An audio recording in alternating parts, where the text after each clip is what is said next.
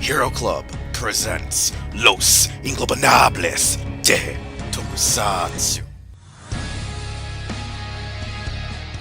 Welcome to an all-new episode of Los Ingobernables de Tokusatsu. We are on episode 46. I am your host, Wheelchair21, and joining me tonight is freaking Project RDM, the Visible Ninja, and later on we will be joined by SoundOut12. Alright, this week's episode is going to be pretty freaking swift. I mean, for our lit list tonight, we have the freaking Tamashii Labs Revolcane, as well as returning Sentai villains for the upcoming Uchu Sentai Kyuranger versus frickin' Space Squad, which is kind of weird. It's called, Uchu Sentai Kyuranger versus Space Squad, but it's really them just versus Space Sheriffs at this time, unless other Senshis are going to appear in this upcoming film. But first off, let's go right into actually the Revolcane, which is the bigger news from this week, because it was a long time coming. We've heard rumors about it. We knew it was going to happen. We just didn't know exactly when until the page went up online. We got the Tamashii Lab Kamen Rider Black's Revolcane. So we found out it's going to be roughly 20,000 yen, and it will consist of the Revolcane hilt, a removable and attachable blade, the original actual wristwatch piece. I forget what it was actually called itself, but it will also include a wearable Sunriser buckle for you to actually sheath the hilt in, or actually wear when you wear and take it around for cosplay usage, as well as just have itself a little base stand for when you don't want to wear it. In addition, it will feature a couple of BMGs, the Kamen Rider Black RX theme song, and new re-recorded phrases of Tetsuo Kurata from the show. Like, he's going to re-record all of his, I'm Kamen Rider Black, Child of the Sun, etc., so on and so forth, dialogue for this actual weapon. First off, Project, what's your thoughts on the Revolcane? Neat. Can't afford it, though. That's a lie. I can afford it, but yeah. It's a web shop exclusive, right? Yeah, it's web shop exclusive, unlike the first Laser Blade. Yep. I would like to get it, but I'll put it in my list. So if I get it at some point, I will. But if I can't get it now, it's cool. Happy though. All right, Visible Ninja, your thoughts on the Revolcane? Oh, like this thing is it's honestly pretty cherry. I mean, like just like the laser blade, it looks pretty boss, and the fact it actually comes with like the belt holster kind of thing and the wrist thing, so I can yell Ectophase activate, and then have all my Kamen Rider friends crap all over me, because Master Rider.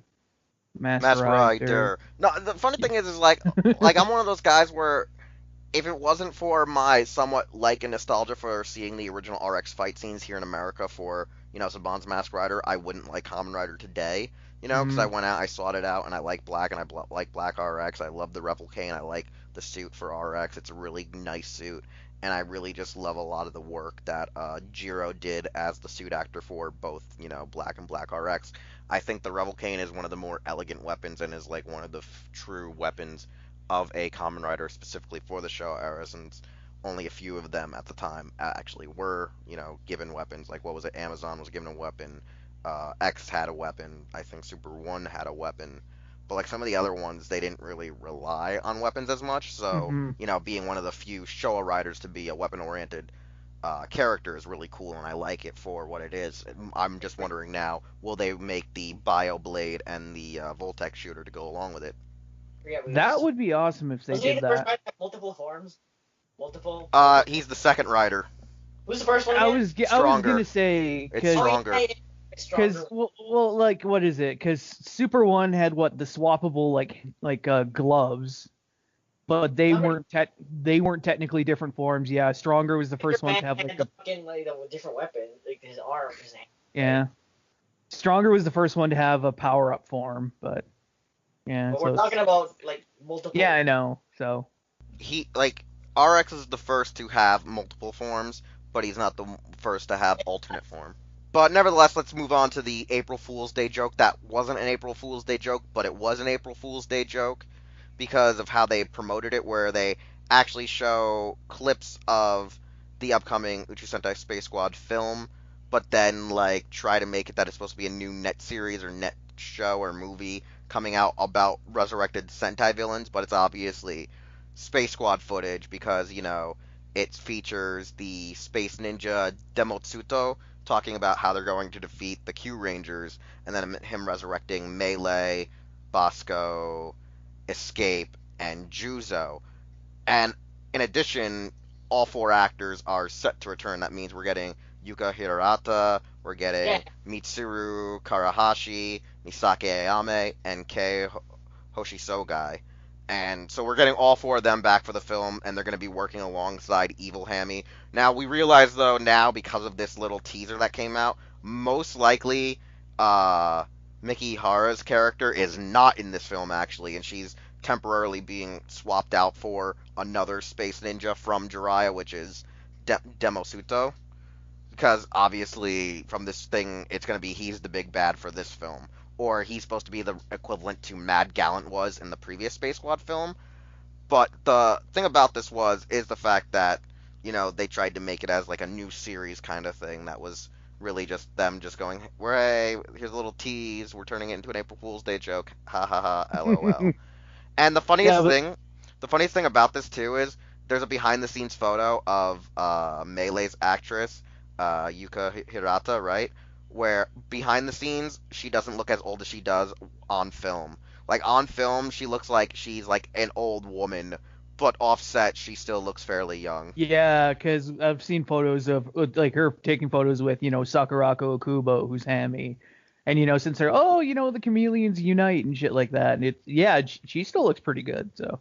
Then you look at the trailer, and she has, like, these bags, the drawn, I grandma guess, mouth. It's the makeup and like the Melee outfit, I guess, that kind of does that, maybe. I don't know. She just looks like she's somebody's grandmother in this photo. Or like crotchety old aunt. It's the outfit, to be honest with you.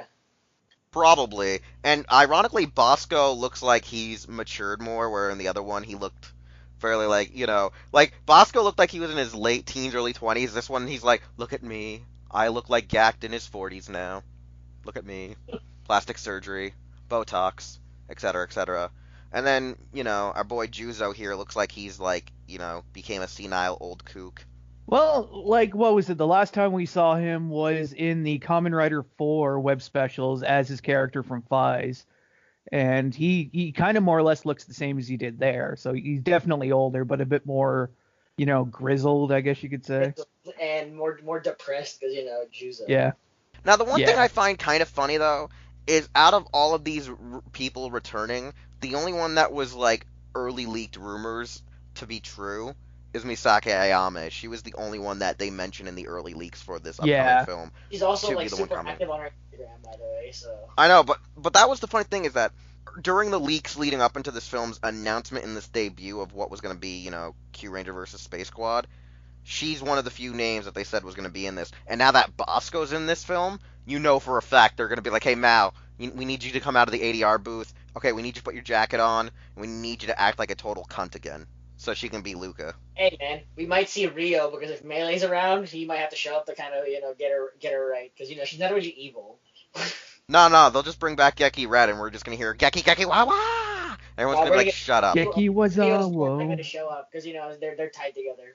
Like, it'd be the funnier thing is if freaking What's-His-Face didn't retire, it's Geki, oh my god, he shows up in Geki Violet, and then Charavan shows up and be like, hey, you're some cool motherfucker. You too, bruh! Best plot twist ever. Let's get the Gavin thing again. When Gavin met, what's it called? Denji Blue. That's the joke I was referring to, is just like have, Geki Violet show up, and then run into Charavan. Yeah. Like, yo, what's up?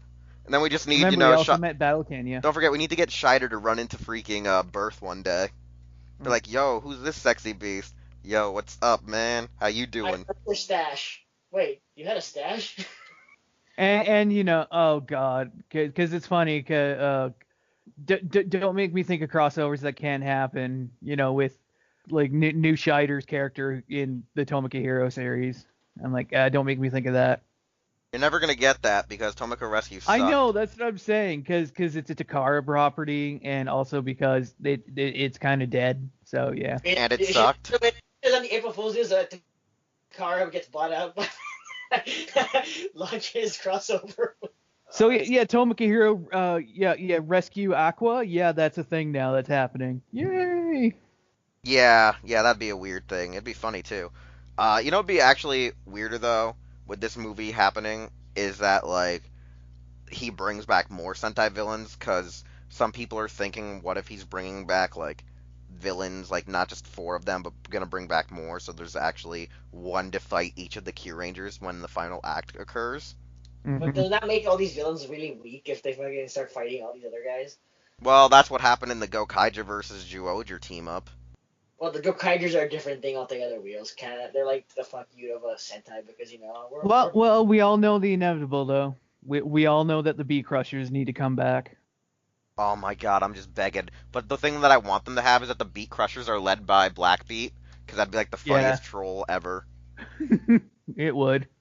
And then they somehow steal the Geist Axe and summon out freaking what is it, Quagga Titan? Yeah, so Quagga Titan. So then the bee fighters have to show up and be like, "Yo, get back in there, Kabuterios."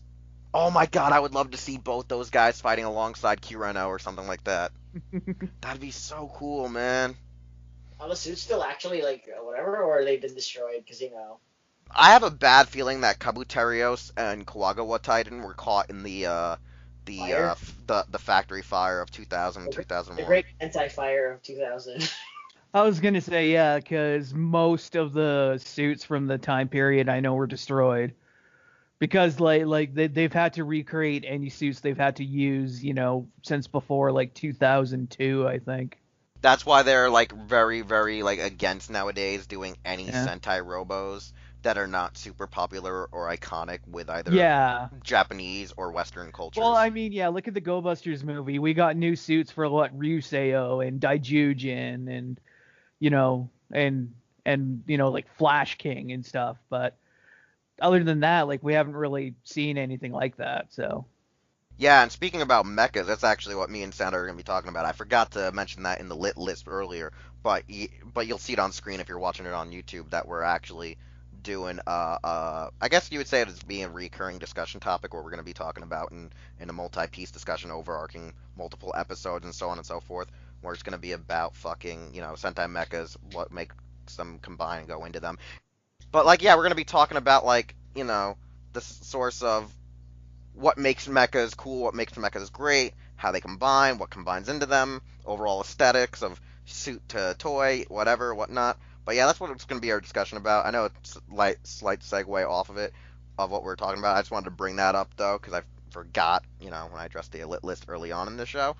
But yeah, no, that's the shame, is, like, what comes into mind for future installments in the Space Squad. Especially now that we know, it's still going to happen, but it seems very undecisive on how they're going to really follow suit with this, especially now that allegedly Kyurangers takes place 4 years after the set of the show, which means, does this movie supposed to take place after the already existing Space Squad storyline? Or is it supposed to be still like a direct sequel to the events of the previous Space Squad that's something film? It'd be nice if they addressed it. They probably won't, because I mean, they could just bullshit that, because Kyuranger is explicitly set in an alternate universe, that like the timelines kind of weird, like, or like not the same or something like that. Like, time moves quicker in their universe, so for like 4 years for them is like 1 or 2 here or something, maybe. But no, that's the reason why I'm trying to bring this up, is because when they crossed over during the show with Gavin and Dekaranger, obviously it's supposed to take place present day in both their universes. But if it's a time skip from, 4 years, so it's now 4 years after last year's film. And so does that mean it's still a part of the still overarching story of the Space Squad? And this is why I'm going to address this right now, is look what happens every time in Tokusatsu that they decide to jump in time and say, oh, it takes place in this year, it takes place in this year. They have to go back and retcon themselves because they fucked up. Very likely. Because they should have done it, like, it should have been a few months after Gavin's still forming his team, because he hasn't done it yet. No, Gavin got his team. Like, he was hand-given a team. But no, who was it? The ones from the show that show up at the end of the movie? Yeah, literally. She's like, "Hey, yo, dog. Yeah, I already assembled you a team. I called on all these old Sentais, and then I called upon all of these old metal heroes, and they're gonna come help you. And a sexy commander. Well, and one of them was from Akiba Ranger, which is ironic since there was that whole part where, they did the fourth wall Yeah. joke where Decker Red's like, hey, like your old team? What did you make me do? You're on a team. Akiba, and like I've said, Akiba Ranger is canon now. Hey, man. Why All not? you know is that it's just a really bad fourth wall joke Sakamoto put in there because Sakamoto. Yeah. Oh yeah, Sakamoto just being Sakamoto. Because, like, I like to say that the Space Squad film is supposed to be, like, a love letter to Metal Hero fans, but if it really was a love hero to Metal Hero fans, there would have been more Metal Heroes in the movie. Yep, it's true. You're gonna have Metal Heroes in your Metal Hero movie, right? But nevertheless, though, I just look forward to all of this, and et cetera, so on and so forth. So I guess now let's just, hop over to our pre-recorded recording of me and Found Out chilling and hanging out, due to the fact that he was going to be away for school, but by the time all these episodes airs, he's finally back! This week we're going to be talking about Super Sentai Mecha. That's because the title of this episode is called United as One. It's kind of about, like, getting the team to come together, and we thought the best way to talk about teams coming together is with the mechas, because sometimes mechas can only be originally formed if you're all in sync or, have friendship and morals and love and respect for one another. But that's a thing for a thing and a thing Three's Company too. And, guiding us this time is, our Super Sentai aficionado here, Sound Out 12, since, technically, as I made the joke a couple episodes ago, Sentai Bandicoot ain't here. Yeah, and pretty much when it comes down to Mecha, I know a lot about Sentai Mecha. Straight down to having a physical copy of the Sentai Toy History book. I don't know if we should be, like, clapping or applauding him for his dedication to toys or his dedication to the mecha. It's 50-50. It can go either way, anyone. And my dedication to the mecha cannot be denied because holy crap, I have a lot. Yeah, and now one of the reasons why we're going to have Sound Out do the list is when we're talking about United as One, originally when we first saw the idea, we were going to talk about actually, like, combinations and the idea of, mechas combining and the element of what makes a good combination. However, we thought maybe this time around we'll just talk about actually the mecha running down the list, and then if we ever do a United as One, sequel to this episode, it'll be us actually doing what we originally kind of planned for the episode. I kind of want this to be a 3-part series where this is more of an overview, and then the second part could discuss where we start talking about combinations more. And then the third part would be discussing some of the weird oddities in the mecha designs.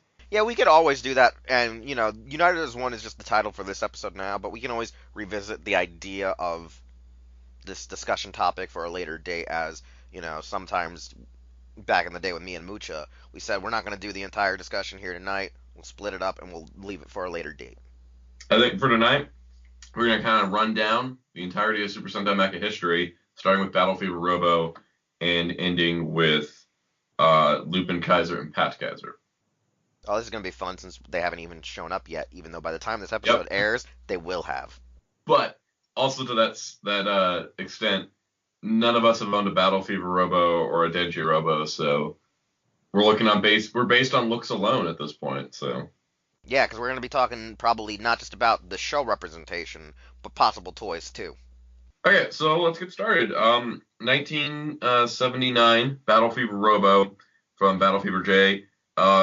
This was the first Sentai Robo, but did not transform in any way. It did store inside of the Battle Shark, which was the first carrier mecha we got.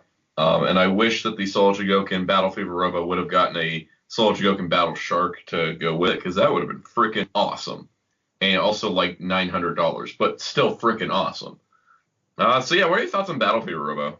Battle Fever Robo is one of those robots where when I had first seen the, design, the suit in usual, like, photos on the internet, I thought it was supposed to be, like, one of those weird, like, early 60s, 70s, like, knockoff series to, like, Ultraman. Like, I thought it was, like, either one of the other Subaraya productions or the other tokus at the time that were trying to capitalize on Ultraman's popularity before I knew that it was a part of the Super Sentai lore. Because in the case of how I seen it, it was, like, completely out of order. Like, I did not learn of Battle Fever's, like, the team composition and that till a little bit later on when I had first seen the mecha. Actually, I also thought it was a part of the Shogun Warriors line.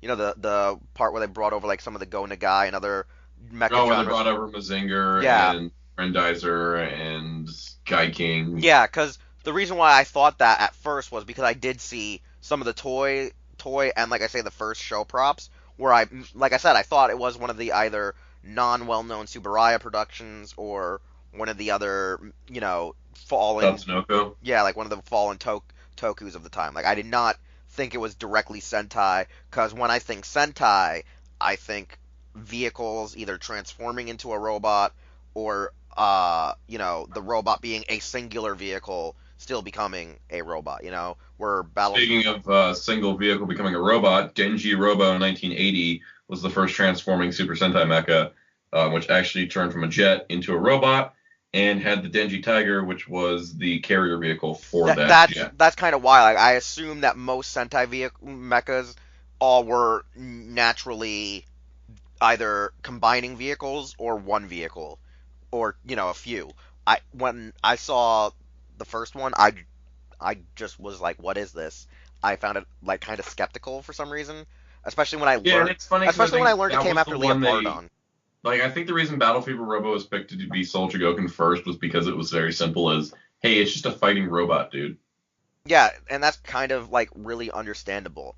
And it was a really unique, I think, thought process for the suit and for the teams that, this very multicultural team that's brought together battles in a giant samurai. But then again, their leader is supposed to be like the Captain America of Japan.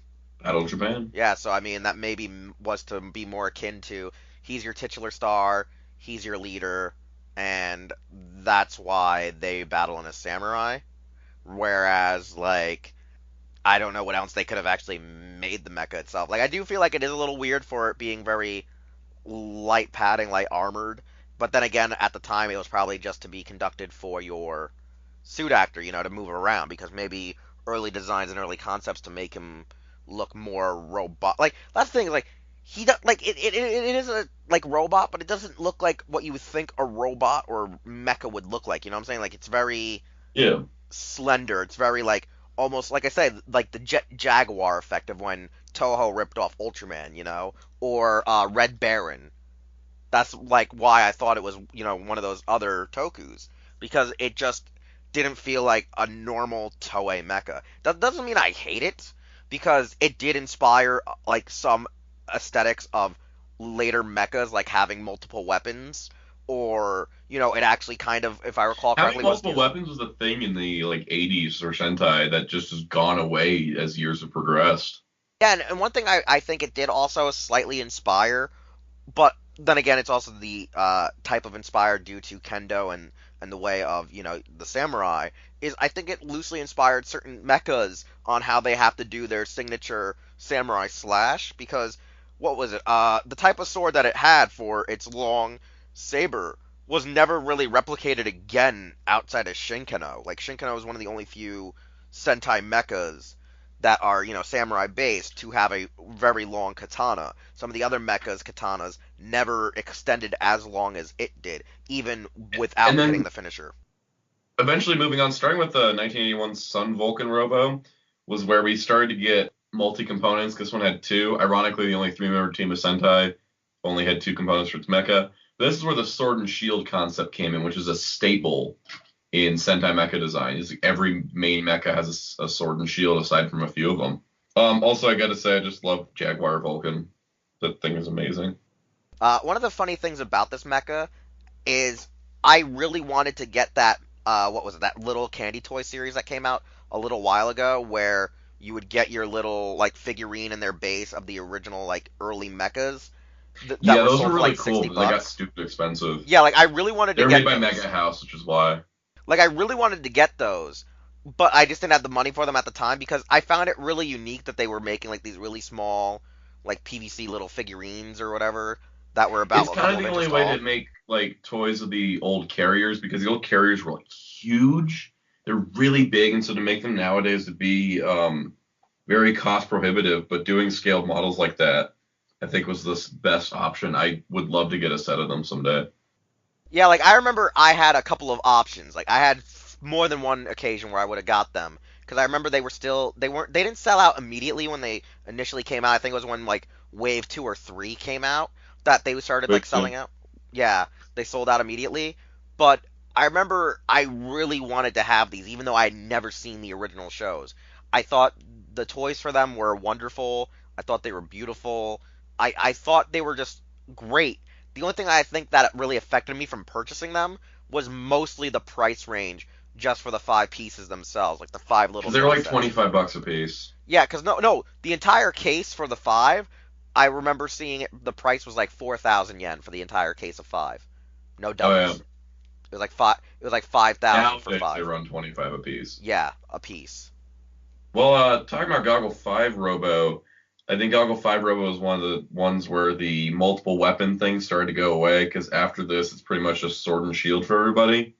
The Goggle 5 Robo kind of just had a couple extra weapons. I do love the Goggle Caesar because it has individual pods for each mecha, which then eject and then unload the mecha, which I think is like way too many steps in the long run, but honestly kind of neat.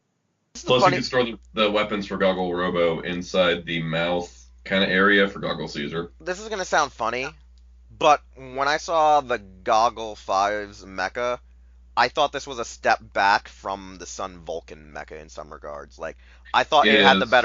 had the better design. This seemed really cheap, really simplified at times, and I thought that it was like really bad. Like right now, having seen a bit of Goggle 5, I like what I've seen so far, unlike you, but I don't like think Goggle 5. the mecha is the one thing I hate the most about the show right now. Well, Dyna Robo, I think, is probably one of my favorite 80s designs, only because it looks like a non-transforming robot that happened, and then you look at it and you're like, oh, wow, that thing actually splits into 3 different vehicles and combines into a carrier formation, which kind of negates the need for a big carrier, but the big carrier itself is like a giant triangle, which is just kind of fun. I mean the giant ramp. The giant ramp. And again, it has its own carrier formation, so it wasn't really needed, but it was still pretty neat. It was kind of standard back then. Like this is the funny thing. The Dynorobo, for those of you who haven't seen it and probably are looking at it probably either now or googling it to make sure we're on the right mecha.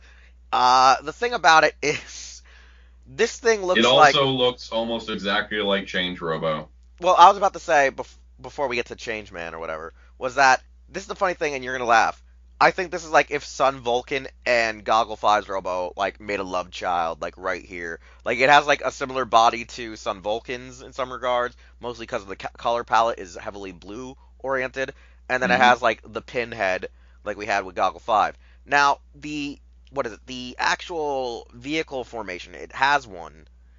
Is it a trailer? Is one of them a Well, it's trailer? because one of the vehicles is a trailer, so the other two Yeah. vehicles just sit on it. Yeah, because I'm like trying to look for the battle fleet mode since it's been a while since I looked at it.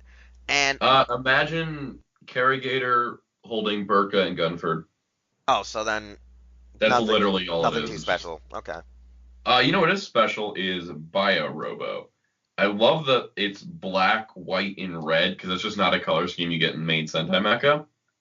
Yeah, But I also love the this fact looks that like it a went this back looks to like a metal being two hero. vehicles. This looks Huh? very much like a metal hero, like Spielbahn almost oriented. It does in 1984, so it's the kind of that range. 2 plane vehicles combined. There is actually a molded figure of Red One in the cockpit of one of the vehicles, which is just so cool. And that's like the first time we get like a scaled figure of a Sentai Ranger in the mecha. They would do that later. Also, Bio Musashi is interesting because it is an aircraft carrier that turns over to become a standard kind of carrier. Like it's an aircraft carrier, so it can hold the vehicles on top, but also can hold the vehicles inside. Yeah, this is actually one of the few mechas where I really loved how simple it is. Like when you see the suit, you think it's really one I want a piece. Solo Chigokin so bad of Yeah, this. like you think it's one piece, but it's really two. It is so, in a sense, it still feels robotic because it still has a boxy core to its system, like its design, but it still looks very agile, like made for the actor to move around freely in this. It's like one of the best of both worlds where it's sleek, it's slender, it still has a boxy design, gives it a bit of a like what you think a robot should look like kind of feel, and it has a bitchin' sword and shield, actually. It's like, yo, don't mess with me. I'ma kill you. And I love this thing. Like, I agree with Soundout. Like, give me a Soul of Shogoken or give me a Super Mini Plot. Whatever comes first. Super Sentai Artisan, I'll also take that. Also, you know what I noticed from the episode 6 when it's technically tied down like a like a Gulliver's Travels kind of thing? I'm just laughing at it. I find it so adorable. Yeah. Moving on to Changeman 1985. Like I said, this thing looks almost exactly like Dino Robo. I actually saw a Changeman for sale at a local comic shop. It was horrifically overpriced. It had no weapons, missing paint, like paint chipped, and it was still $300. And I was like, no. But I thought it was Dino Robo at first, but then I realized it was Change Robo. They're so similar, straight down to the head design. But the Changeman shuttle base is amazing, and I love it, and I want one. Yeah, here's the funny thing. This one obviously does just look like a terrible, terrible cut and paste. It really does, unfortunately. And the only thing about it that really looks unique is actually like its individual vehicle components as well as its like airplane shield. Like this thing stands out because of its shield, because of its individual components. It looks nicer, it looks more simplified.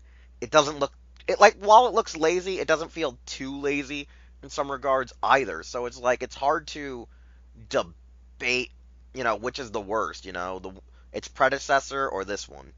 Honestly, I don't really know. So, moving on to Flashman, this is where Sentai Mecha start to shift because there's actually more than one mecha this season. So we have Flash King, I think. Yeah, it's Flash King. It should be Flash. Flash King, yeah. I love the shield on that's part of the arm. It's got like a missile launcher. Really love this guy. 3 components. Then we have the Star Condor base, which I just love. It's got kind of the same thing the Changeman shuttle base had, except it's just like bigger, which is awesome. Again, I love a lot of these 80s bases, and I wish I could own more. Flash Titan was the secondary mecha, which is actually interesting because Flash Titan separates into 2 components. The red cap section becomes a robot, and the white trailer section becomes its own robot. Interestingly enough, unlike later seasons that have multiple mecha, the 2 components of Flash Titan and Flash King don't combine whatsoever. They're just their own thing, and that's pretty sweet. Yeah, like when it comes to the main mecha alone, I don't know why, but I feel like this mecha loosely inspired like Tetra Boy, because Tetra Boy's like overall like skeletal design and design for its just its frame looks very like it's reminiscent of Flash King. Flash King is a very simple mecha. I find it still weird that Super Sentai back in the day thought to be a mecha you had to be a shit ton of blue. And then you have your Optimus Prime little convoy here, whose his cab becomes like a giant mecha, almost like it reminds me more of like an Ultra Magnus syndrome, but he doesn't jump in there, he doesn't like Jinrai into it, which is kind of unique and different about it. I just remember like watching the old video and kind of laughing though at like watching the transformation and watching like the model move, and then like when you get to the white part of the Titan, it kind of just stands there and does utterly effing nothing. Moving along, 1987, we have Maskman with Great 5, with the first 5-part combining Sentai Mecha, which would become the standard later on. Great 5 is the most expensive Sentai Mecha toy in history, probably because of its small parts, such as the tiny guns, the blade rotors that break and get lost, and just for an overall, I think, fragility issues in some ways, because there's a lot of locking tabs and mechanisms. But yeah, that guy is so expensive, it's not even worth it. The carrier this season was the Turbo Ranger, ironically predating Turbo Ranger. And it's a giant car that holds all 5 mecha components. There's a secondary mecha for Maskman that I don't remember the name of at the moment. I'm blanking on it horribly. Are you talking about the giant red vehicle? Yeah, the big old trailer. Yeah, I can't find it right now either, the name. Offhand. Yeah, we'll just not worry about that. But yeah, that's kind of like, and Maskman basically was kind of like the last of the old Sentai regiment. We start moving into newer territory with the next series. But any thoughts on Maskman and stupidly expensive Great 5? Yeah, okay. When it comes to Great 5, this is probably one of the mechas where as a kid, a lot of my fan art is derived from for like trying to make my own robot. Like as a kid and early teen, when I discovered this mecha, I made a lot of concept arts for my own mecha to be very much a homage to this one. I, for some reason, am attracted to its choice of colors. I'm attracted to its choice in vehicles and how the vehicles overall combine together and become, this mecha per se. Like as a main mecha, it's probably one of my all-time favorites from the 80s. Like this is probably the top dog following probably Live Robo. They're probably like the top two in my Speaking 80s. of Live Robo, I love this thing to death. I wish I could get an original completed with, good paint for a decent price, but I can't. Live Robo, 3 components to match the 3 Live Man. Live Boxer, which is 2 components to go with the 2 backup Live Man. There was a carrier for Live Robo, which was Machine Buffalo. There's also the Grand Tortoise, which got a toy, but it wasn't the same scale. Machine Buffalo, interestingly enough, there's 2 versions of it. There's the deluxe version, which is smaller and comes with small versions of the Live Man mecha. And then there's the larger, big Machine Buffalo, which can actually fit the deluxe mecha in it. Of note, Live Boxer and Live Robo can combine to become Super Live Robo, which was the first time 2 separate mecha combined. And that kind of ushered in a new age. And Machine Buffalo is the last of the traditional carrier Zords, or the carrier mecha. From here on out, it's going to be giant bases that turn into robots, etc., etc. Yeah, that's the thing, is like Live Robo, Live Boxer, and some of the other ones are really nice designs. They're really cool. I love them. They're another favorite of mine. However, like the one thing that I think always stood out about Live Robo is it's very reminiscent of I think it's the one, I wouldn't say super robot, but the one robot series created by Toei to be. Daltanius? Yeah, I think it reminds me a bit about Daltanius or whatnot. Like I'm just not too sure. Like And Lion Chest. I want to say it's the one that wasn't used for Voltron. Daltanius. Yeah, so that would be the one, I think. Turbo Ranger. Turbo Ranger is interesting because it's got cars for feet, so the toy actually included plates to hold the thing in place, which makes it look awkwardly tall. But it was 5 car vehicles, the combined. There was a secondary mecha that I can't think of the name of right now. I think it was the Turbo Ranger Fighter, but that may be wrong. Then they had a super mode combination, which kind of works better than Super Live Robo does. That combination is a lot more solid, I would say, compared to its predecessor. However, I've just never really been a true, I think, diehard fan of the Turbo mechas that much. They're kind of The weird. only of the Turbo Ranger mecha I like is their base, because the Turbo Ranger base is absolutely massive.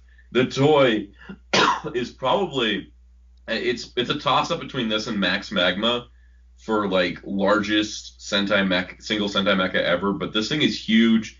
It has ramps for the smaller car vehicles. It holds, all 5 of the main mecha plus the secondary mecha, and it transforms into its own robot that's just freaking gigantic. I love it.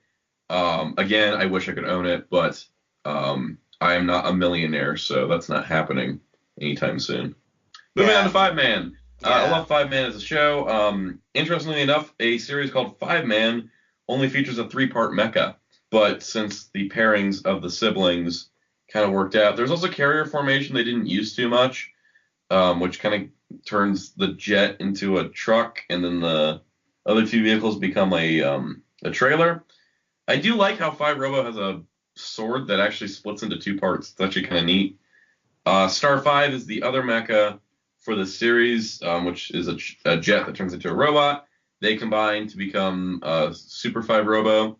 Also, of course, the Magma base, which turns into Max Magma, which Max Magma is interesting because he actually does combine with Super 5 Robo by just splitting and then holding him inside as a shell. They only ever used Max Magma twice in the show, which I thought was kind of strange, but overall, like I said, it's a toss-up between this and the Turbo Ranger base as to which is the single largest mecha.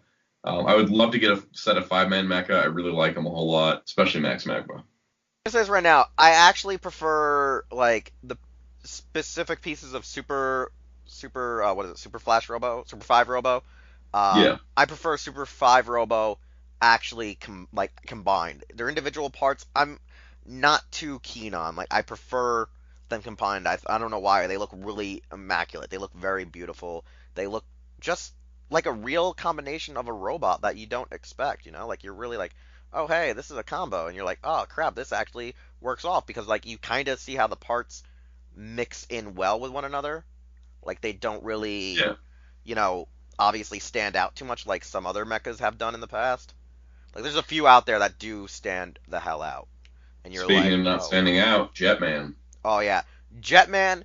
They hide in their combination once we get to it, but let's start off with that first thing. Jet Icarus, 5 bird vehicles that combine into a tetradet formation to be like one single vehicle, and then transform to Jet Icarus as the robot itself. Love, love, love this design. Wish the toy didn't use really dumb clips for the legs. Part of the reason why the price is driven up is because the clips can break pretty easily. Following up that is Jet Garuda, which I know somebody that owns a Jet Garuda. And yeah, it's a big, pretty bird and it has a bird head. And then they combine together. And what's interesting is not only combined for the robot formation, but they also combine in the actual jet modes, which is pretty neat. And then there's Tetra Boy, who's a shoulder cannon for Jet Icarus, and is basically our first auxiliary mecha for Sentai history. Yeah, yeah. As the Jet Garuda he's referring to, it is mine. It's mine. Hi. Hi. It's mine. I'm jealous. Like I'm so glad that day when Darkon was like, "Yo, bruh, $40." I was like, "Nah, complete too." I'm looking at him like, "What's wrong with it, Darkon?" He's like, "Nothing." Then like it cost me $30 to ship the effing thing. So, like, okay. Hey, it's still cheap. Oh no, it's still cheap, but now its prices are now in the $70 range, where it used to be $200. It really used to be. Yeah. One thing about Icarus is like I think the problem is it does have clips where it shouldn't need clips to plug in. One of the issues I do have is that my Garuda, because it's so old and never really been played with, it has tight joints, meaning like when you go and fold it and unfold it to become like certain modes, or if you were to combine it, say if I hadn't Jet Icarus, I'm always afraid I'll break it because I've disassembled it a few times to get acquainted with what I need to do to properly do it with the toys compared to the suit, and how it kind of skips a few steps, with the suit and the models. Yeah. So like I've done it before, but every time I disassemble it, I always felt like this thing was just gonna go like glass on me, even though I know it probably won't. I just get very cautious because Jetman is like that one Sentai for me, like it is for a lot of people. Like it's like one of your first ones you watch that isn't adapted into Power Rangers, so it's just glorious. It's great. And I really gotta say, I love the fact that they have the combined like vehicle mode. Like the 5 themselves have a jet mode that's then re-envisioned in Timeranger, and then you can actually combine to be a super jet on Plus, top the of jet that. mode looks like the Gatchamon jet. Yeah, because it was a huge tribute to what was it, the original Gatchaman series, which didn't Toei animate it for Tatsunoko? I don't know. That's it's kind of one of those sketchy things. It was like before Toei got into the game. Yeah, because this is the thing that I heard, that there was issues going on, that it was because Inoue and a few other guys like were actually good friends with the guy who created Gatchaman and so on and so forth. So it's kind of confusing about what was the real story to the reasoning as to why it was so Gatchaman oriented. Like it was an actual. I think it's tribute to because they somebody. were like, okay, we definitely took inspiration from Gatchamon when we created Super Sentai. Let's give Gatchamon a proper homage, but also try something new with Sentai. Because Gatchamon Yeah, was and that can back in the day. be the huge case too. You can't really tell at times either. Yep. So I mean, I love it. It's great, but we got to move on to the Saboning. So Ranger, we got Daijujin, Dragon Caesar, the combinations of Dragon Caesar's battle mode, the Super Daijujin, King Brachion, and I forgot the main combo, Ultimate Daijujin, yeah. I think these have been talked about ad nauseum because they're the original Power Rangers Megazords. I would really like to move on to Dire now. Yeah, like I'll just say this: even though they're the original Power Rangers mechas, I still think they're really nice designs. Like no matter what, and I still really like them too. I just think they're overexposed at this point. That's the problem. Is like they're overexposed, but they're one of those nice designs where like I can't hate them either. Like it's one of those things where it's like it's so hard to shit on them because they're so nice. The only thing that's on there is like that asterisk of first season MMPR nostalgia factor. Hey, let's talk about the better season of MPR and the better Sentai show, Dairanger. Ryuseo, the Star Beast team, form Dairyno, which is in a very unique way of Ryuseo forms like the inner frame, and then the Star Beast form his armor. We got One Tiger, who's a tiger, 2 robots, 2 alternate torso for the Star Beast. And then we got Daimugen, who is a giant turtle that can hold things inside of him. And the really dumb-looking Chi Palace combination, where it's just stacking things on top of each other, and that's pretty much all there is to it. And lastly, we have Dairyujin, which is a giant serpent mecha. Not to scale with the other mecha, so keep that in mind. It is not scaled, much like the Brachiosaurus and the Gingabytus. Thoughts on Dairanger? Yeah, I was gonna say those aren't in scale either. But that's what I was saying. yeah. Okay, so with Dairanger, the funniest thing is even though, as people say, you know, when you talk about Power Rangers Season 1, it's the over-nauseating one because dinosaurs for season and everything. With the Thunder Megazord, it's either you love it or you hate it in the I guess you would say in America here. For me, this is the funny thing. As a kid, I wasn't too in love with the Thunderzord design. Like, it wasn't until I got to the age of maybe 10, 12, where, like, I was like, oh, man, I love this thing. This is my favorite thing. Like, as a kid, the one thing I loved about the Thunderzords, and Sada, you might call me a little crazy, the thing I really loved the most about the Thunderzords was really just the Red Dragon Thunderzord, because as a kid, my friend had one, and by proxy, he later then gave it to me a couple of years later when, you know, he was out of Power Rangers, but as like a kid, like a toddler, still growing as the series was airing, one of the first Megazords I wanted was the actual Thunder Megazord Red Dragon Zord gift set, and I never got it. Like, I really wanted it. It was like one of those Christmas gifts that you asked for and you didn't get, and it kind of pissed me off for at least 2 years. For at least 2 years, like, until we got to Zeo. Like, then I kind of gave no fucks about freaking, you know, MMPR season 1 or 2 for, like, a long-ass time. The one thing I like about Daireno still is, like, the whole Ryuseo mode. I love the whole Assault Craft mode when it flies with the Heavenly Sheep Palace. One Tiger is one of those ones where, like, I like the suit of the White Ranger, and I've always liked One Tiger individually, but, like, when it combines with the others, I, for some reason, never liked that form. Like, I think its finishing move is really cool by shooting the Phoenix off and killing them in one attack, but, like, it's not as badass, though, as the Daireno Saber Slash. It's there. And then Daimugen, I really wish they used his Assault mode a lot more than the Heavenly Chi Palace mode, like, just basic Turtle with Anguilus' Roar. Yeah. Got anything else to add to it? No, that's pretty much it. Let's talk about let's talk about the mecha that's number 1 on my list for next Super Sentai Artisan reprint, Muteki Shogun. So I can finally replace that American one. We shall not speak of the American one. Muteki Shogun, really great. 5 individual ninja warriors combined. They each have individual weapons, which is super shocking, which actually can combine to become different weapons for Muteki Shogun. We've got Tsubasa Maru, giant falcon.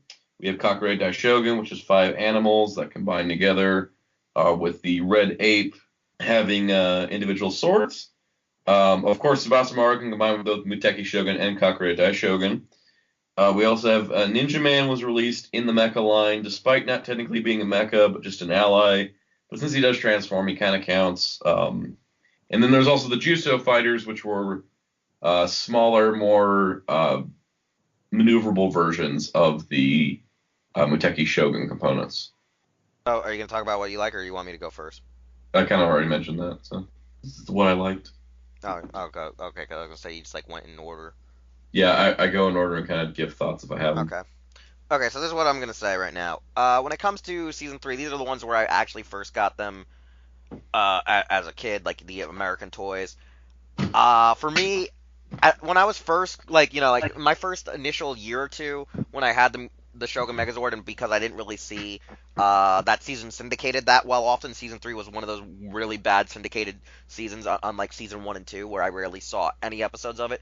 I never noticed the, you know, whole pink to white issue. Like, it never caught my eye by too much, like, for some reason. As a kid, I never noticed it, but as an adult, I was like, oh my god, it went from being white to being pink, what the hell?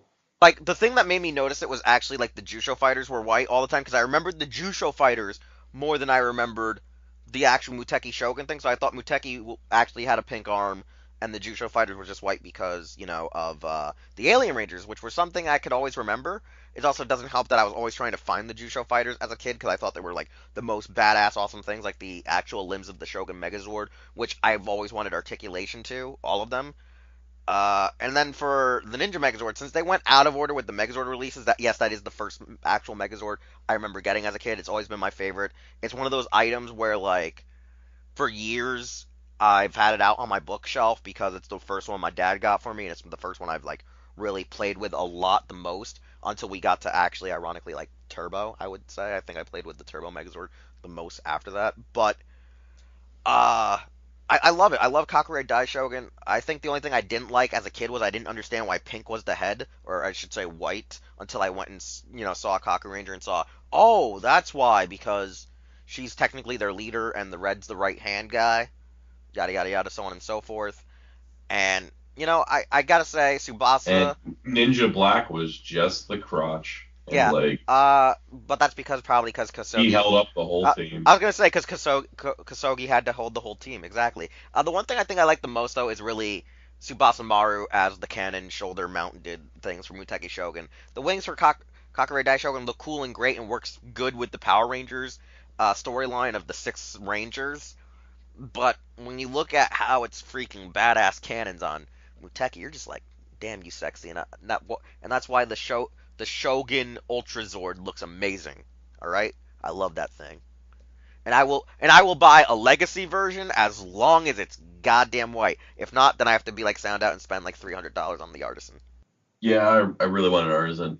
Like I'm so looking forward to the Dire now, and I really want to get that thing in hand and like see how it is. Like a little bit of a gamble, but since it's made to order, it's kind of like you don't have much of an option.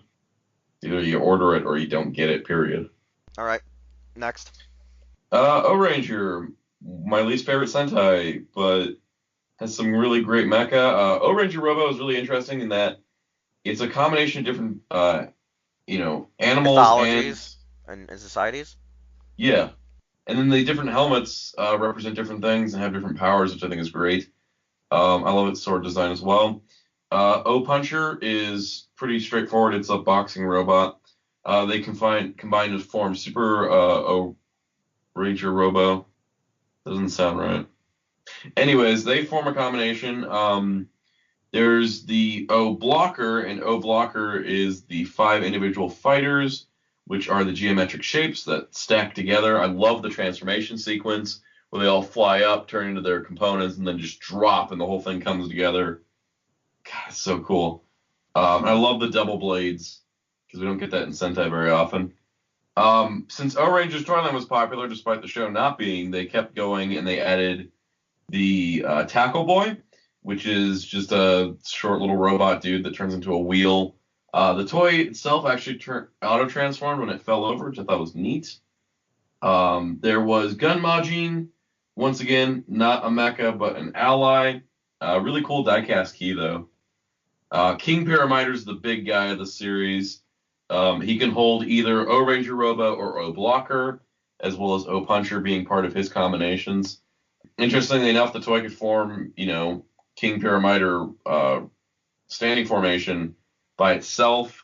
In series, it only ever did that when it was combined with the other mecha, which I thought was kind of interesting. And yeah, that's O-Ranger. So O-Ranger is one of those ones where it was like the second one where I got the entire series complete. I probably played with, like I said, one of the most compared to season 3 and Turbo. It's really hard to judge in that area which one I played with utterly effing the most.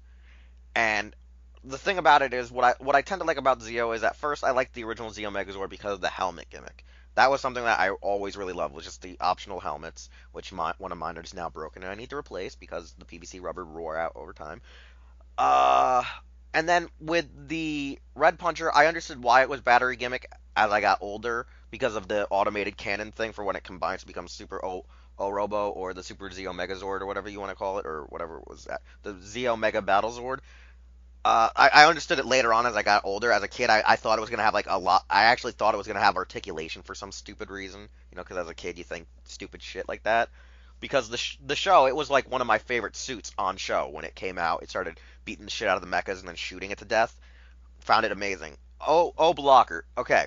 it's one of those toys where, one, because it had the elbow articulation, everyone fell in love with it.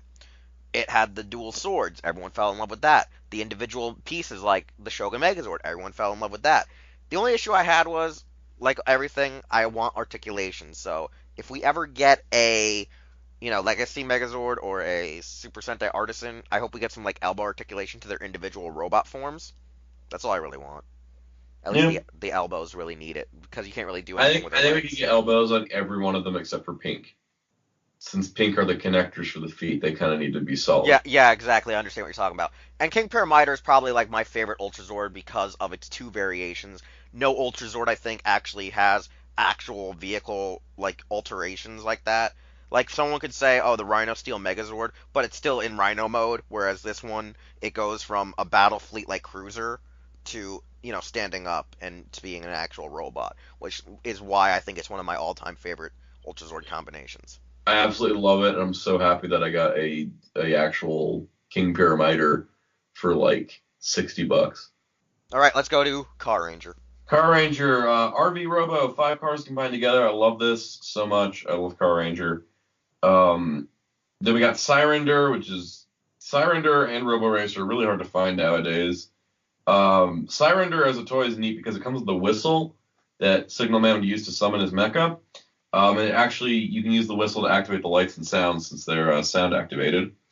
Then we have VRV Robo, which is so cool because it's 5 rescue vehicles that turn into 5 robots, which turn into one big robot with a couple pistols. And then the last one is the Vic Trailer, which is a giant carrier mecha that holds either VRV Robo or RV Robo. Also stands up into its own configuration, has 2 giant cannon arms that detach and become weapons for VRV Robo's finisher. I love these mecha. I love these mecha so much. I'm just going to say this right now. My biggest hate towards usually the Car Ranger mecha is because of the weird stigma that's with when watching Power Rangers Turbo. Like, as a kid, I see the Turbo movie, I see the Turbo cars, I love cars as a kid. I fell in love with the Megazord easily. Like I was like, oh man, this mecha is awesome. It's badass. It's cool. Then the show kind of sucks. They do this team switch over, and you get your rescue vehicles, and the rescue vehicles are 5 vehicles and 5 robots. And the first thing that comes to my mind, fucker needs some articulation. Even though this one's harder to add articulation to this figure due to the setup and how it has to become the actual robot. But I digress. It's just me. But I mean, a Soul Chogokin probably could do it. Soul Chogokin probably could, because look at God Mars. God Mars kind of works on a similar engine to this at times. But anyways, okay, so VRV I like. The one other upset I hate about the toys, because VRV requires Vic Trailer to give it its cannons, it was kind of discouraging as a kid because my parents didn't really want to buy Vic Trailer for the price it was set at, because it was just a hollow fucking shell with 2 arms I needed for the cannons. So nowadays I'm looking on thrift groups to see if anyone's just selling the arms so I could actually have a goddamn, rescue Megazord with the cannons to be show accurate. Because those little pistols, he rarely effing used them. Used them once in Car Ranger. Yeah, like once. Maybe none in Turbo. I'm not sure. No, once in Turbo, once or twice. So it was the same footage. Yeah, was the same footage pretty much. Only used it like once, effing once, twice maybe. That's all I remember. And because I remember as a kid, like I was like, what the hell? Where's the cannons? And I was like, oh, because like the weird thing was, if I recall, the Rescue Megazord came out first, and then they released it. Like it wasn't at the same time. Because I remember finding it. Like Japan, where it was a simultaneous release. Yeah, because I remember going into the store and finding it, and then I rarely saw Vic Trailer actually sold in stores. Like it was either like, I guess they had like lower stocks in stores because it was like maybe 1 or 2 per case. Just like yeah, it was big. And I rarely saw the what do you call it? The loading bay. The actual Car Ranger loading garage. Bay. Yeah, the garage. Victory Dock. Yeah, I rarely saw that in stores. That thing was really rare in America. A lot easier to find in Japan. But yeah, that's the thing. Is like I loved playing with the regular Turbo Megazord and the individual limbs of the Rescue Megazord. But like after its initial run, I didn't really touch those that much as a kid. Like then it slowly switched over to playing with like the Astro Megazord for quite a long time, and then we're getting there. Yeah, we're getting there because we're just right on Mega Ranger now. Right on Mega Ranger, we got Galaxy Mega, Delta Mega, they combine, and then we got Mega Voyager and Mega Winger, and they sort of combine because Mega Winger's wings become part of Mega Voyager. This is the first Power Ranger series I watched. Mega Voyager was one of my earlier Power Rangers Mecha or Megazords that I got. I got a Mega Winger at a thrift store for $2, and it came with the cannon and everything, and then I lost the cannon somewhere in my stuff, and I haven't found it yet, and that makes me really mad. Mega Voyager, I love the Mega Voyager so much. I love the Astro Megazord. I really do. I got the black and gold one first from Lost Galaxy, which is kind of interesting. I didn't get a Delta Megazord until last year, just because this thing was hard to find. But Mega Voyager, I think, has always put a special place in my heart. A couple of problems with it, though. I've noticed I've gone through 3 of the robot guy because the plastic around the shoulders keeps cracking due to being too thin. I need a new one of him because mine also broke when I was trying to show Darkon how it transforms one time, and I still need one. I just need one to replace the interior, and I'm so effing pissed. Like, I wish there was a way to get a brand new one that isn't garbage. I've gone through 3 of them so far. I think it's a problem that's exclusive to the American release because Bandai of America started using lower quality plastic. It's also clear plastic if you look at it. Yeah, and then I've had an issue with the arms of the Mega Voyager spinning off their screws and coming undone, which has been an issue since I've gotten for the longest time. Because if you spin it in the wrong direction, it gets super loose, and then the funny thing about this is I love the Power Rangers and Space Mechas a lot, but I'm sorry, this is gonna sound weird, like me again being the guy who just wants articulation. When Super Robot Shogoken came out, I just wanted all of them in Super Robot. It didn't matter, like, even the Super Delta Mega or whatever you want to call it. I wanted all of, like, every freaking version of the mechas on screen as, like... I think Super Robot Shogoken Sentai Mecha would have been more successful if they were really a lot more careful with the selection. And if they actually released more in regular fashion. I think a lot of people didn't jump on them because they started out with Shinkano and Gokaio, which were recent ones, and the oldest they got was, like, they did Daijujin, which was done for Power Rangers, obviously, but then, like, Magi King and Deca Ranger Robo were, like, the oldest they got. If they threw in some 80s or 90s mecha, that would have been a lot more successful.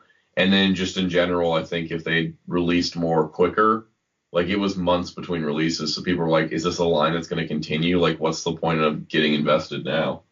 Yeah, and that's the thing, is I want, like, from time to time, I do want mechas that transform, but I want ones that also just give me a nice representation of the suit, because what really allures me isn't the gimmick of them transforming, it's the on-screen movements and stuff like that. Like, if I can't recreate, like, you know, my Astro Megaship or Astro Megazord doing the iconic, you know, flying pose towards Earth in robot form, what's the fucking point? Yeah, you can't do it the Legacy build a figure because it doesn't have a shield. Exactly. It doesn't have a shield. And its head doesn't look up. And yeah, exactly. Like, it's still a nice figure. I'm not gonna lie, it's still a nice figure. It's probably one of the only good Build-A-Figures thus far. The movie Megazord is better. Well, yeah, but I'm saying about the ones that were actually in the show. Yeah. Let's talk about Gingayo, because I always wanted a Gingayo. I've got... It's not entirely worth it. The Galaxy Megazord I got was $10 at a comic shop, and the only thing it was missing was the sword, and it took me 5 years to get a sword by having to buy another Lost Galaxy Megazord that was missing pieces just to get a sword, and then I swapped some parts around. Then they released the Lights of Ginga armor for it in a set with a Bull Black figure and the axe for the Bull Taurus. I actually have a Bull Taurus. I think it's super nice. Not the most popular mecha. Had the concept of Bull Black transforming to giant size as a Bull Rider and then being able to transform and go inside Bull Taurus, so that was neat. Like I said earlier, Gingabytus is a scaled-down carrier mecha, which makes me so sad because it's the only recent carrier-style mecha that's a homage to the 80s ones, and so it would be the most reasonably priced if it were full-size, but it's not. And that was meant to hold Ginga Rhinos and Ginga Phoenix, which are actually, like, oddly enough, despite everything else being animal-based, these are actual vehicles, being land vehicles and air vehicles. And it just doesn't feel like they fit the theme, but they did provide 2 smaller mecha that are actually really nice. And then they did have 2 different heads going on because they had one head and then you had the mask that goes over to kind of finish off the look. But what's your thoughts on Gingaman? It's a weird line. Nothing combines. So it's Yeah, very this 80s. is the thing that I'm gonna explain about like having okay, this is the funny thing. Having it as a kid, I get Gingayo and it's really big, it's very bulky, and I didn't really have too much fun with it, mostly because like it's very blocky. It doesn't really do much. It can't really do anything. It just can move its arms up. It can hold the gun that the Condor crossbow, the Condor becomes a crossbow, and it has its sword, and it has a bit of die cast, which was really good looking back at it, but it really couldn't do anything. Then you get Bull Also, Taurus. the hands had to be stored in the feet of the gorilla. Yeah, that's a pain in the ass. Then you get Bull Taurus, and Bull Taurus is this awesome little Magna Defender figure that articulated that can ride him. Diecast. Yeah, diecast can ride him, and it's great. Problem I had was in the show the blades go straight, like you know what I'm saying. It's like, but in the toy, it goes one straight, one the opposite direction. Like it forms like an X, like it's horizontal and vertical and whatever you want to call it. But they don't lock like they do in the show, and it really kind of irked me yet again. Like the weapon didn't match, and that kind of annoyed me. Then they introduced the lights of Ginga, and I'm like, okay, so where's the attachment? Is this thing gonna come with with a later toy? Is it gonna be in a reissue? All we got in America was that one remote control Ginga. Yeah, the remote control one, Yeah. and I had to make do with that for the time being as a kid, especially because that thing got clearanced off. My parents bought it for me. Then we got, the Stratoforce, and we got the Centaurus, and then we got the Zenith Carrier Zord, which, is your Ginga Rhinos, your Ginga Phoenix, and your Ginga Bitus. So, I get them, and, I love them in the show. I love their designs. While they're not, matching the gimmick, I found them unique. I found them cool. They were great. They're fun toys. They're fun toys. I sold them off because I didn't really, I didn't have a love to want to keep them because as you get older, to me, they just were kind of basic and dull, and I had more fun with the 5.5-inch action figures of them. I had more fun with those than I did the big ones, especially because the Stratoforce is bad at balancing. I don't know why. That's very true. That thing falls over, so I didn't have fun having that thing did not. That thing kept skipping leg day, and it didn't work out. It's fine to show. The 5-inch figure does have a bit of an issue because its legs are on ball joints, but it still stays a little bit sturdier than its other one, which is two stoic legs. The Xenos Carrier Zord and the Bitus, like Soundout said, that was the biggest disappointment because as a kid, I'm like, oh, this thing's gonna fit the toys. This is gonna be amazing. This is gonna be better than the Artillatron, because this is gonna not fit one mecha. It's gonna fit both mechas. You get it, and it gives you small little PVC figures, and I'm just like, well, at least this is in scale with the 5-inch figures. And I was like, I guess that'll work, and that's what I did. Yeah. I used it to play with the 5-inch figures. Makes sense. And one thing I'm glad about is when we eventually do get to Kyuranger, if it wasn't because of my search for the elephant, I probably wouldn't have learned about the fact that we did get the Lights of Ginga attachment. I probably would have learned about it at a later date than I did then. You know what I'm saying? Yeah. So if it wasn't for Kyuranger, I wouldn't have known about the Lights of Orion attachment, which I love and I'm glad I got. Thanks to Darkon yet again. Because he found that thing for $10. So I got it. I got mine for 20 out of the UK, and it's the black and gold edition one, so it's got the darker black stripe. Yeah, mine is the basic edition. Does yours still come with the Bull Black figure, though? The seller I found was keeping the bull black and was just selling the armor. Does it come with the axe, though? No, because it was for the black and gold. Okay, so mine has the axe and yours didn't. Yeah, I don't still want to. If a cheap set pops up in Monterake again, I'll probably just snag it. Oh, they're going for cheap now, as Darkon keeps telling me. I kind of want to buy a black and gold Gingayo, because I kind of want a Gingayo because I love that mecha design. And since I have the American one, I'm like, I should get a Gingayo, but if I'm going to get a Gingayo, I might as well get the black and gold one. Yeah, I'm going to ask you a really stupid question now while we're on air before we have to move on. By any chance, do you have a 5.5 figure of it? Of Gingayo? Yeah, do you have the 5.5 figure of it? No. Okay, 'cause I was going to say, if you see one for a cheap thrift deal, whether it's missing if it's missing the gun if it's missing the gun, I'm okay. But if it has the sword and you see one in a thrift shop, get it for me, because what I'm going to do is use that resin mold crap shit and just add a custom part to the torso and head to make it Lights of Ryan mode to be with my action figures. Alright, okay. I'll keep an eye out. All right, like I said, because like as long as I can, have a spare sword too to make a more accurate sword, I'll do it.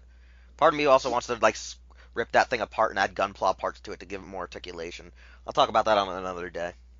On the Custom Toy Podcast. One day we might do one of those. So, Go-Go 5, available on DVD. You mean one of the greatest? 24th. You mean one of the greatest toy lines ever? Yeah, seriously, this was the first Megazord line I got in full as a kid. Mostly because we were still moving to the States during Lost Galaxy. Well, it was kind of weird, because basically when I was living in Iceland, In Space was the show when we left Iceland. And when we got to America, Lost Galaxy was over. That was how far removed we were there. So when Lightspeed Rescue rolled around the next year, I ended up getting the Super Train, the Solar Zord, and the Rescue Megazord for my birthday, which was pretty great. And then I got the Omega Megazord for Christmas. Anyways, let's go over this. We got Go-Go 5 Sexy Robo. Beast, Victory Robo. Victory Robo, that's what it is. I was like, what is his name? Victory Robo, really love that thing. It's small, but it's Chogokin. It's like a literal It's a Chogokin. sexy fucking beast, bye-bye. It is. Super Train, or the Grand Liner, is great because it's this massive train, which can also carry the components of Victory Robo, which is great. And this thing is just huge. It's lovely. Not as big as not anywhere near as big as Max Magma, but still up there with like King Pyramider for size. Love that thing so much. Then we got the Liner Boy, which could be attached as an extra car for the Grand Liner, which is great. Kind of pulls the thing, which is really cool. I actually really like the design. It is really blocky. It doesn't really have legs in the toy, but I love the space shuttle mode so much. And then that combines with Victory Robo to become Super Victory Robo. Then we have the Victory Mars, which is 5 space vehicles that turn into a crawler mode and then transform into a robot, a very, very slick-looking robot. And much like with Victory Robo, it's a Chogokin release, so it is just pumped with die-cast. And you can actually put these inside of the Grand Liner, which is pretty great. Yeah, I'm just gonna give this rundown easy as fuck. Okay, listen. If you hate these mecha, you should go to hell. Just saying. That's the best way to say it. Because, one, I remember, I think when this thing came out, it was either when the first mecha came out, Victory Robo, when it came out in America, I want to say it came out in the springtime run. I want to say I got it at least around my birthday. I remember I picked it out in Toys R Us.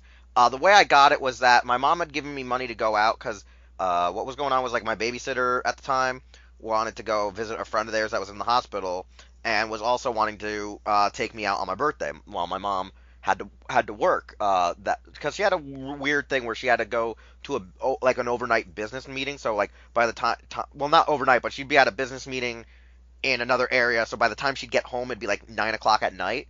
So my babysitter like saw me from after school, got me there, took me right. My mom had left money for her, but she said since it was her birthday, she was throwing in money extra because it was going over to help me get it. I got that. Then eventually we got the Megazord right by summertime. I told Product the story about how for some reason in my area, like a lot of the stores would do like actual like little here's a 25% off coupon when the toy came out kind of deal. So when it came out, we had a 20% off coupon from a place called Ames. And I seen it the Sunday before the sale was going to happen, so I hid it in the store. I went back on the following Monday when they did the sale, and I went and got the SOB when it was the last one left. The Solar Zord, I remember my mom just got it for me, I think, when we went back to school shopping.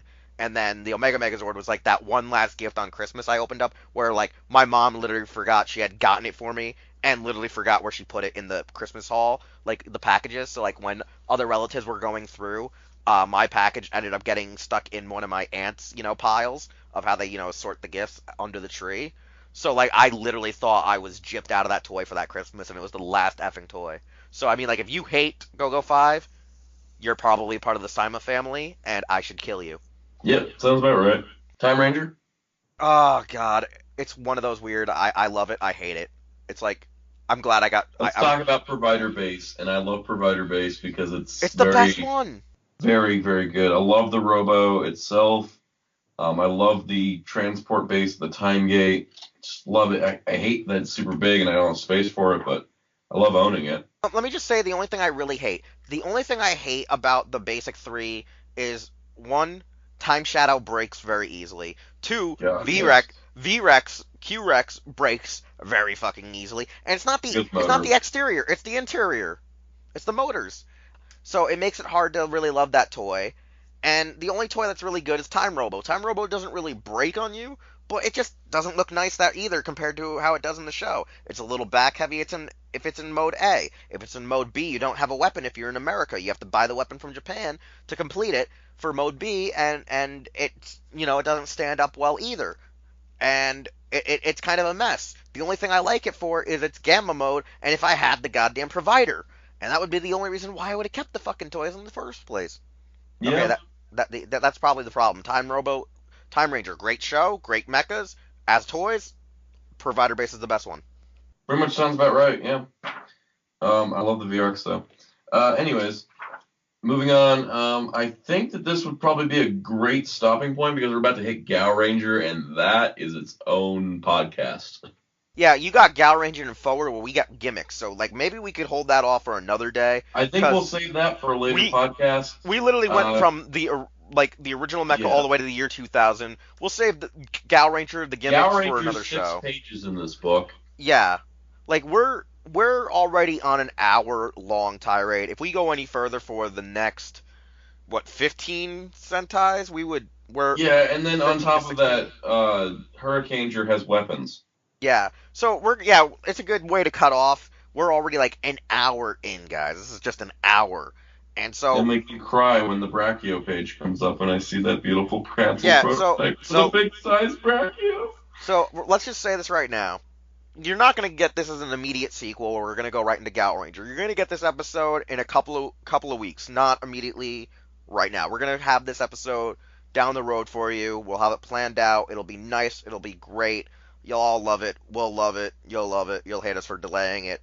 And you'll say, F you guys, where's the next episode? Where's the next episode? Well, it's going to be one of those. Please tell us to just go to hell because the next episode's not out yet. Exactly, because that's the whole joke. That's one of the... I wouldn't say it's a joke, but it's a thing that I see a lot of podcasts do, where they actually will have overarching stories that don't actually continue into the next podcast because they already have their agenda planned out. And we just don't want to go over time. So, Sound Out, tell people how they can follow you.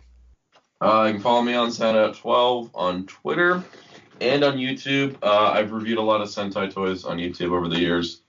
Check it out. A lot of Sentai Mecha as well, just because I love Sentai Mecha. And also donate to my Kickstarter page for wine bottles for PMC. More on that story in other episodes of this podcast. But yeah, I'm accepting donations of wine bottles as well as money to buy wine to then dump wine out so I have empty bottles. All right, I'm Wheelchair21 on YouTube, Facebook, and Twitter. My Instagram is Toddjaw_Doyle. As for Hero Club, it's in the credits, so you can just check us out there. As well as we, I think, keep at least our handles for most social media accounts up on the, left-hand side. Or should I say the right-hand side when you're actually viewing it? Whatever, nevertheless. We'll see you all next time with another episode of Los Ingobernables de Tokusatsu. Hey, it's Wheelchair21, and thanks again for listening to an all-new episode of Los Ingobernables de Tokusatsu. If you want to hear more content or see more content from the Hero Club YouTube channel, we're going to need you to subscribe, comment with some feedback, and share this channel with a friend. We also would like you to check out our website, hero-club.com, and follow us on various social media outlets just by looking up Hero Club for Life, as well as the stores you see are where we shop. Anyways, thanks again, and we'll see you all next time.